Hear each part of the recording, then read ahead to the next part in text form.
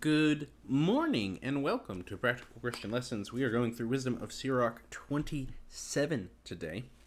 And if you haven't seen last Tuesday's video, April 30th, we put out a huge resource that I highly recommend going to check out. Watch that video. You'll learn all about it. It's called Learning, Defending, and Living the Faith. The name says sort of all. The video tells it all. We are going to actually read verse 20 of chapter 26 before we go into chapter 27 today, because this is one of those things where they clearly cut it off in the middle of a point when they did the chapter split, and I don't know the reasoning behind the chapter splits. I was not even close to alive at that time, nor am I that particularly interested. It just at times you get weird ones like this. So starting at 26 verse 20 and then moving into 27:1. With difficulty a merchant will deliver himself from wrongdoing, and a peddler will not be acquitted from sin. Many have sinned to make a profit, and he who seeks riches will turn away his eyes. As a stake will be driven tightly between fitted stones, so sin will be wedged between selling and buying. If a man does not hold steadfastly to the fear of the Lord, his house will soon be overturned. When a sieve is shaken, the refuse remains. So a man's filth remains in the way he reasons. As a furnace tests a potter's vessel, so the test of a man is in the way he reasons. As fruit reveals how a tree is cultivated, so a man's reasoning process reveals his heart. Do not praise a man before he reveals the way he reasons, for this is the way a man is tested. If you pursue righteousness, you will attain it, and put it on like a glorious robe. As birds flock with their own kind, so also truth will return to those who practice it. As a lion lies in wait for his prey, so sin lies in wait for those who do wrong. The talk of a godly man is always wise, but a fool changes like the moon. Among senseless men, limit your time. Instead, spend it with men of understanding. The talk of fools is offensive, and they laugh at the lewdness of sin. Speech filled with swearing will make one's hair stand on end, and quarreling will make one stop his ears. The quarreling of the arrogant leads to bloodshed, and their abusive language is hard on the ears. He who reveals secrets destroys credibility, and he will not find a friend for life. Love your friend and be trustworthy with him, but if you reveal his secrets, do not pursue him closely. For as surely as a man has destroyed his enemy, so you have destroyed the friendship of your neighbor. As you might release a bird from your hand, so you have to let your neighbor go. And you will not catch him. Do not pursue him, for he is withdrawn far away, and he has escaped like a deer from a snare. For a wound can be bandaged, and an insult forgiven, but anyone who reveals a secret is without hope. He who winks with his eye plots evil deeds, and no one can draw him away from them. His speech will be sweet in your presence, and he will marvel at your words, but later his speech will distort what you said, and he will cause trouble with your words.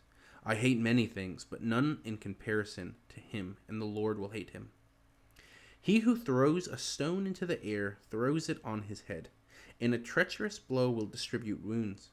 He who digs a pit will fall into it, and he who sets a snare will be caught in it.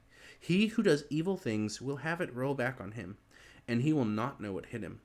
Mockery and abuse come back on an arrogant man, and vengeance lies in wait for him like a lion. Those who rejoice at the fall of the godly will be caught in a trap, and pain will consume them before their death. Anger and wrath, these are also abominations, and a sinful man shall possess both. That's Wisdom of Sirach 27. I'm just going to touch quickly on, so you've destroyed the friendship of your neighbor. Clearly, in the Christian tradition, we have this huge focus on, and in the Jewish tradition, it's not just us, on forgiveness. Forgiveness is very important. But clearly here the author this might be one of those teachings where encountered with the character of Jesus might hit a new extreme front, where Jesus says forgive 70 times 7.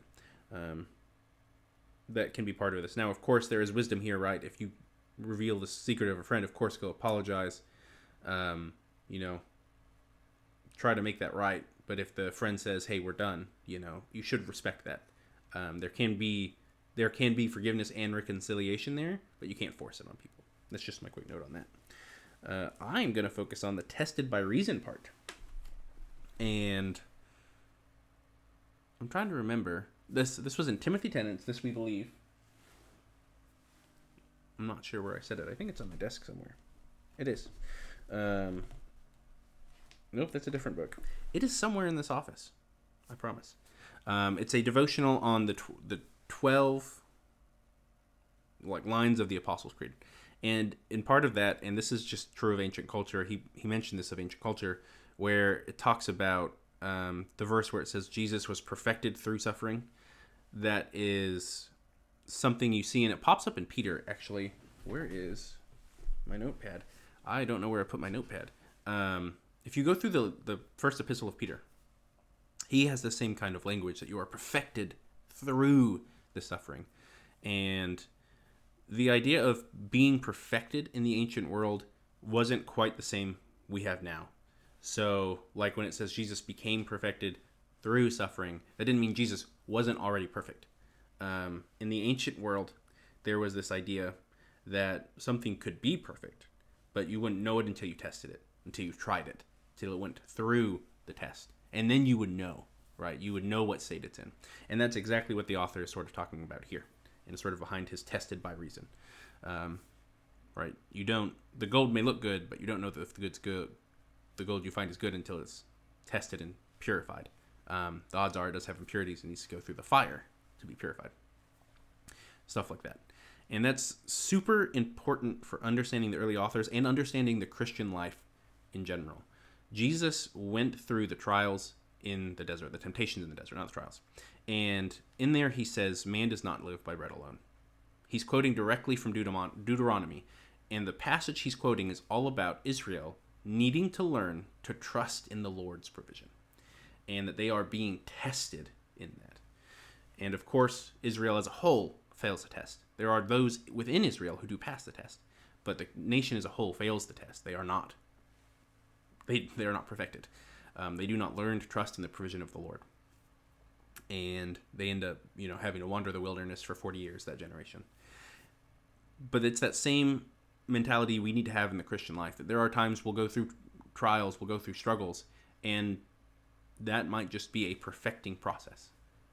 That will be something that strengthens us, that's teaching us a lesson. And of course, sometimes we'll go through things that are not of God. There are just wickedness and evil and terrible things in this life. But there are times where God will use things, and he can take those wicked things and use them to grow us, to mature us, to perfect us through suffering. Just because we're going through a trial doesn't mean it's all bad, even though it may feel like it at the time. I know I make jokes a lot. I prayed for patience for years, and I constantly make the joke, I got it, but I regret praying for it. And it's because I had to go through a lot to grow patience, and that was definitely the Lord answering my prayers. And let me tell you, it felt like trials at the time.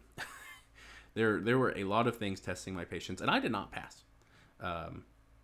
But through the process, I came to a point where now my patience level is much greater than it used to be. And of course, it's not perfect. There's still times I get impatient, I lose my temper. I am just a man. Singing a little Epic the Musical there. But that is my message for you guys today. My reflection on this devotional is take the idea of going through trials to grow through them, and look for that opportunity the next time you're going through something. Or if every day at work's a trial, there can be a chance to grow there, to grow in patience, to grow in love, to grow in respect for your coworkers, for your neighbors, for your friends, whoever you're interacting with, and a chance to just show them the love of God and do something different through these tests and trials that you haven't done before. With that, you guys go in peace and have a wonderful day. God bless.